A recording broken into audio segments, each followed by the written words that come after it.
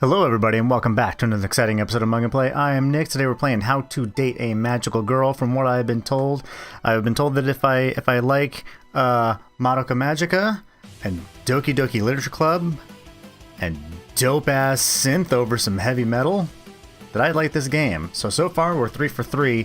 Let's get into it with a new game, which makes sense. Starting, loading memory module. I gotta just stick the module right in my ear. Just system. Oh, if it's just the system, then it doesn't need a human voice. Welcome. Before we begin, I need to reinsert my speech module. Cool, thanks. Welcome. Before we begin, we need to find out more about you. Please answer the following questions truthfully. We will know if you are lying and administer a small to large electronic shock if you are lying. Question 1. What do you look like? This. I look like this. Oh, okay. Oh, I see. So you can be a dude or a lady. I'll be a dude this time. This is, you know what? This is gonna be Bobson Dugnut in another alternate dimension, just like it was for Doki Doki, just like it is for Stardew. Bobson Dugnut is our guy. He has lived a million lives. So yes, I see. So you look like this. I look-ish like that. We shall continue. What is your name? Type with the keyboard. Backspace to delete. Enter to confirm. My name is not Yuki. My name is Bobson Dugnut. Dugnut. Well, guess we're making it all one word again.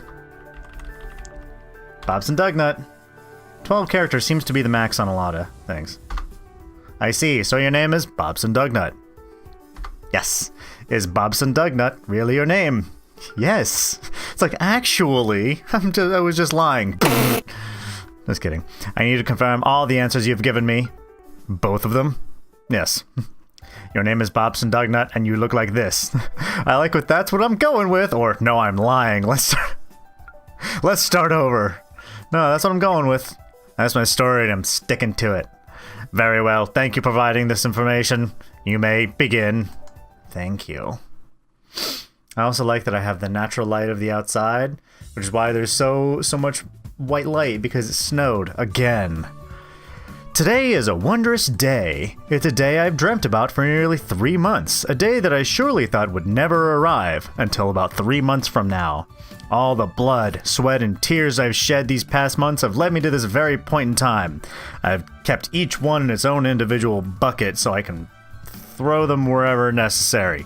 Is there a fire? Throw some blood, sweat, and tears on it, in that order. This perfect moment, the very point of my entire existence, I now hold in my possession the Holy Grail, an object of such great value and importance that it would spell disaster if it fell into the wrong hands. Good thing I have the right hands.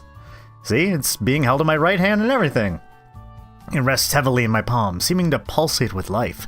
The inconspicuous brown paper bag covering it does little to mask its holy aura. As I gaze upon this most sacred of objects, I make a solemn vow to myself. What is the vow? I promise to guard this object until the day I die. Which may be soon if I don't guard it and it falls into the wrong hands. Someone might, just smack you across the face with it. You fall down the stairs. It's a terrible time. That's why you gotta protect it. For now, it's time to view this object's full, magnificent splendor.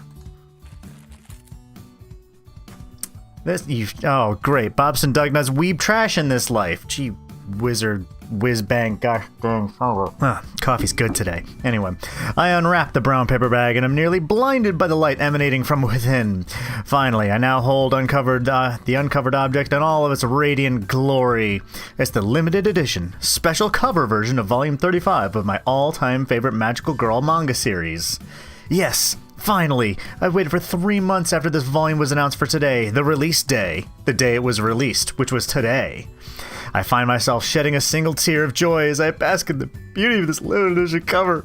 Oh shit, it's so nice. With only 100 of these printed, I am truly one of the luckiest people alive. I know all about that. I have a limited edition print over here by Tara McPherson. I haven't put it up yet, but it is limited edition, and only 100 of them were made, and I have one. I've been following this series since I was just an impudent child. I have grown alongside it, chanting the heroine's name in my sleep night after night. Look into that. Consult a medical health professional. And now, the very last volume has arrived. Years of worship have guided me here. Today, the series is complete. I will return home and read this most valued tome and achieve true nirvana. My personal favorite version of Nirvana is their Nevermind album. I thought it was really good. Reading this series over the years has been an uphill battle. My friends often mock me for following a children's manga series, but they just didn't see the beauty of it. Yeah, fuck them. Like what you like. They couldn't possibly fathom the rich, intricate history of the world, the heroine's ambitions and motives, the ever-present darkness threatening to engulf the world. If they truly wanted to believe this is a children's manga, that's their right. Their right to be wrong. And it's my right for which I had to fight. And occasionally also to party. Thank you, Beastie Boys. But I wouldn't be swayed by their narrow-minded opinions. Again, fuck them. You can read manga if you want to. You can leave your friends behind. Because if your friends don't read manga, and if your friends don't read manga, then they're no friends of mine. Men at work. I took some liberties with that chorus, though. I feel myself trembling in anticipation as my fingers reach forward to open the cover. No! I must be patient. I need to return home first before I dive into this adventure. I just can't keep my eyes off the beautiful cover. This walk home will truly be a test of my inner strength and willpower. Then run! Just sprint. If anyone's like, where's the fire? I'd be like, in my heart! And also over there. You should call a fire person. I should power walk towards my house. The quicker I get home, the quicker I can begin reading. Excellent idea. There, see? Told you. The journey speeds along at a rapid pace. I don't even have to take my eyes off the manga. I know this route so well. Just a few more blocks to go. Then he trips and falls and drops it in a puddle and game over. Initializing world. A world that I will also make fun of because it's what I do. This game takes place on April 15th, tax day. Well, it says it's a Sunday, so the following Monday would be tax day in this particular... I digress. I feel like I've wasted most of spring lazing away with nothing to do. You're only like 3-4 weeks into spring, I wouldn't stress it. Can't even remember the majority of it. The days just pass like a blur, every day the same as the last.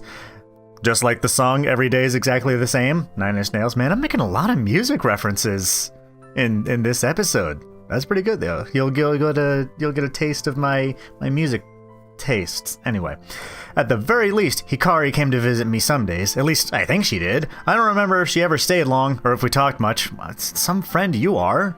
Still, it was a nice thing for her to do. This week has been unusually hot for the season. I think the heat has been scrambling my brains like eggs on a fry pan. Anyway. Excuse me. I've been finding it so hard to focus lately, to concentrate on anything at all. I know I should perk up a little, try and get some things done before the season ends. But then again, it's just so easy to lay here on the grass without a care in the world. I wonder how much longer I can go on like this. Everything changed on that fateful day 2 years ago, the day I picked up the final volume of my favorite Magical Girl manga series. I read it cover to cover, and when I finished, reality began to sink in, and the dogs started to bark. The story was over. The story I'd been following for nearly my entire life was just finished. Since that day, I felt so very, very lost. My appetite disappeared. I stopped hanging out with friends. I dropped all of my hobbies. The days went by in a haze, and looking back, I can't remember a single moment with any kind of clarity. It's sad, but that's the truth of it. The sad truth. I can try and blame the recent heat as much as I want, but really I've been feeling like this for a few seasons now. I need to pick myself up. If I don't get a grip, I'm gonna throw away my entire future. I need to get my head back in the game. I need to pull it together before tomorrow.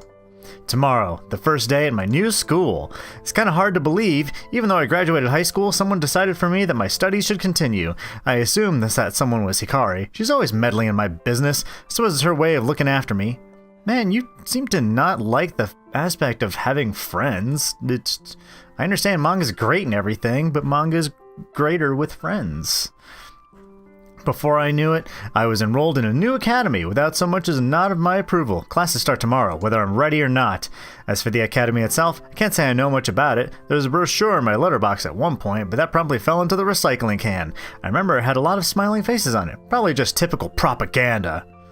Yes, learn things. How dare they control your mind with more knowledge. I don't even know what kind of classes I'll be attending. It could be anything, considering Hikari's eclectic tastes. She'd probably sign me up for a cooking class, or horseback riding, or advanced basket weaving. For a second, I thought I was going to say underwater basket weaving. I don't know why. That's some sort of college joke that I never understood. Anyway, beginning to doze off in the warm afternoon sun. Just before my awareness slips away completely, a shadow falls across my face. Someone is suddenly standing over me. I squint, trying to make out their features. It's time to wake up now, Bobson Dugnut. Who could it be? Oh, that's a generous view. A very slow pan up. Oh, okay. It's a lovely young lady. Oh, it's Hikari. What are you lying around here for? It's far too hot. You're gonna cook. Get in the kitchen and make me something. That's what I meant. I'm hungies. Want something to go in the munching cave. Now. I shoot the girl a dirty look as if accusing her for interrupting my rest. Again, man, this version of Bobson Dugnut is not nice to his friends. Takes me another couple of seconds to recognize the girl. Blame my foggy mind. Okay, I will. Oh, it's you, Hikari. Geez, is that what passes for a greeting these days? You are right to be indignant, Hikari. Sorry, I was just lost in thought. Well, it's my fault for expecting you to treat me with a little respect. Oh my, I said I'm sorry. Fine. This intrusive girl is none other than Hikari, one of my oldest friends. She's kinda cute in her own way, I guess. I've known her for such a long time that I can't imagine her as anything other than just a friend.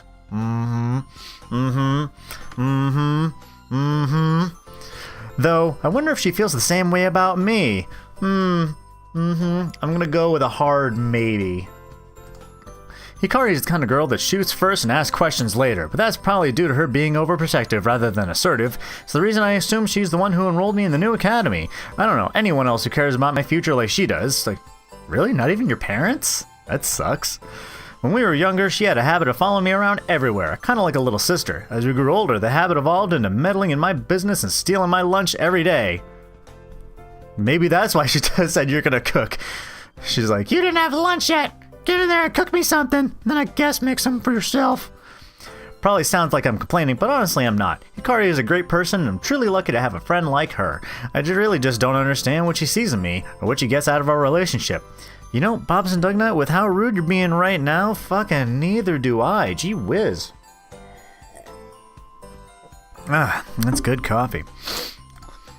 Anyway, what are you doing out here? Do you have any idea how long it took me to find you? Like 13 minutes. Just relaxing. What's the big deal? Relaxing? You don't do anything but relax. You're aware that we're starting school tomorrow, right? Yep. Painfully aware. Wait, you said we're? As in we? Are you attending class with me, Hikari? Oh, give me a break. I've explained this to you at least 6.5 times, I swear. Talking to you is like talking to a brick wall. Except the brick wall is better looking than you are. Ooh, shots fired. God damn. Hikari going on the offensive. Good on you, girl. Hey, I object to that. Some of my best friends are walls. Fucking dumb. Terrible. Ugh. Look, we're going to the academy together, and that's final. You don't have a say in the matter, okay? Okay, please don't hurt me. I mean, besides my feelings. I wouldn't dream of hurting you too much. I have a question though. What kind of classes are we taking? A thoughtful expression crosses Hikari's features. Yes, it doesn't cross her face, just her features. It crossed her elbows and her left shoulder and 43 strands of hair. Just those features. I can't tell if she's making up her mind or whether to scold me or give me a proper answer. Well, if you'd read the guide I left for you at your house... Here we go. You'd already know that we're taking basic first-year classes. Nothing too difficult, I imagine. They know you're a noob, so you shouldn't have any problems. Damn. 2 points for Hikari. She's calling us a noob, saying we look like a brick wall, signing us up for basic classes. Damn. Somehow being called noob hurts more than anything else Hikari could have come up with. Really? She's like, oh, don't worry, I'll try harder and come up with more demeaning things. Aren't you a noob as well, Hikari? She looks taken aback, almost as offended as I got just seconds ago. Like, oh, a noob? Moi? Yes, but you're noober. Well, no, I'm not new to this. You know I've been practicing for years. Practicing? What is she talking about? I'm confused. What have you been practicing? A frown crosses Hikari's face. I know this expression well. It's her I'm so tired of your clueless ass face. Does that count as her saying that we have an ass face? Jeez. I've been practicing to become a fully fledged magical girl, of course. Her words hit me like a truck. Did she just say magical girl? She's like, yeah, the kind that doesn't stutter. Somehow, the stupor I've been living in for endless months shatters in an instant. I feel like my eyes have been opened for the first time in a long time. I see Hikari's smiling face beaming at me, as if she's so very proud of what she just said. Of course I remember that Hikari is training to become a magical girl. How could I let such a magnificent fact elude me for so long? I've known as much for years. So if I put 2 and 2 together, I'd say the academy we're attending from tomorrow is a school for magical girls. And then there's me. But why am I going? I have no magical talent whatsoever. Also, I'm a boy, man, person. Heck, I'm pretty sure I'm not even a girl. I like how it's like, I'm pretty sure. It's like, last I checked, like, let me take a look down here. Yep. Teehee, you look like you just took an ice cold shower, Bobson Dugnut. Is everything okay? Think about her question for a moment. I do feel more alert now. It's a familiar feeling. It's almost the way I felt before, back before my favorite manga series finished. Truth is, magical girls are very, very real. The whole time I had my head buried in manga, real-life magical girls existed all around me. I think I was just too nervous to ever go out and meet them. No, you were just too busy reading manga about them. Except for Hikari. I knew her before she ever awakened to her powers. I can't quite explain why I've let my mind stay so foggy for the last few years, but maybe now, with school starting tomorrow, I begin to work toward becoming a functional human being again. I give Hikari a slight smile. Hikari, why am I going to a school for magical girls? Hikari shuffles on the spot. She seems hesitant to tell me. Truth is... The truth is that about a month ago, you and I were having dinner. All of a sudden, your powers awoke. What? I noticed it immediately, but you seemed like your old oblivious self and barely paid attention to what happened. So, what did happen? Tell me now. Just like I knocked this shit over and said, clean it up. Your powers cleaning up after magical girls. Like I said, we were having dinner together. I accidentally knocked a glass of water off the table. It was going to shatter on my bare feet and I screamed, afraid of cutting myself on the glass. It happened so quickly I couldn't move away in time. And then it just stayed there. And you kind of glanced at the glass and it stopped midair, frozen in time. That's pretty cool. I mean, literally frozen in time, ice and all. I don't believe you. I would remember something like that. It's like you were frozen too. You just shrugged and continued eating. So how do you know I did it? How do you know you didn't do it? I think at the time, you just believed I had made the glass freeze in place. After all, you've known about my magical powers for a long time. Okay. I awoke to my powers when I was 13, maybe 14, I don't quite remember. But still, I have a very specific set of powers, and don't forget, I'm untrained. There's no way I could freeze something in time. You, on the other hand, freezing shit all the time.